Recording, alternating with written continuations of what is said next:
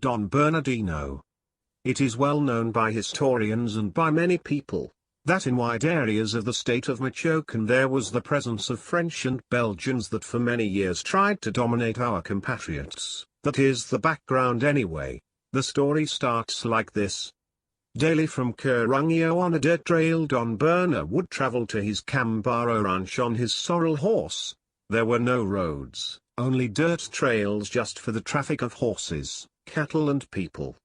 He planted corn, beans, fava, pumpkins and many other type of crops, but the main business was fattening and raising cattle, and usually he had pigs, chickens and dairy cows.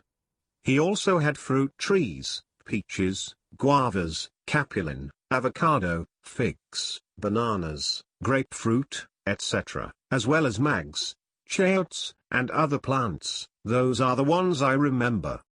It was a large ranch, about 90 hectares.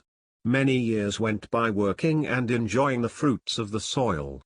But one day Don Berna arrived home very excited. He said that in the south boundary of his ranch there were all kinds of machines building a road, and that this would promote great progress for the whole area, and specially for his property. And daily Don Berna went to see the work the machines were doing.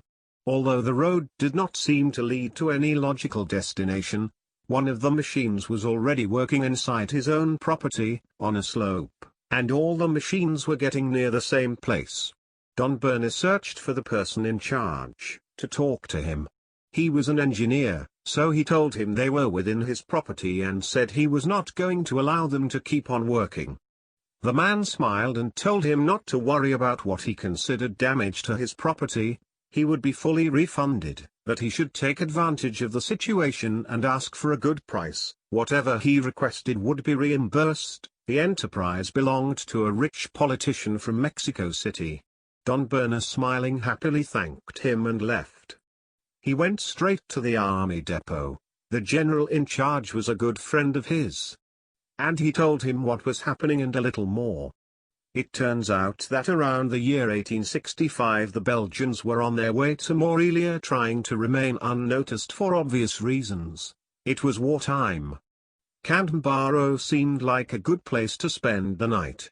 It is a place not visible to many eyes, it is somewhat hidden. On the slope of a hill they found a cave and decided to sleep there. It was a strategic place.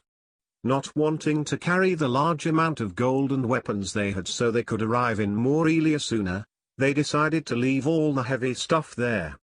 Next day they covered the cave with stones and mud and covered the entry nailing sticks of the kind that would sprout and become bushes and trees, and left and never returned. And now, on this day, there was all that machinery a few meters from that place excavating. Someone knows what is there. The general listened attentively and told him not to worry, he would help him. Next day 100 soldiers moved the machines all the way to the Mexico City road. The engineer and all the operators, as well as the machines, never returned. The landscape in Cambaro has probably changed very much, but I have not forgotten the place where that cave was located.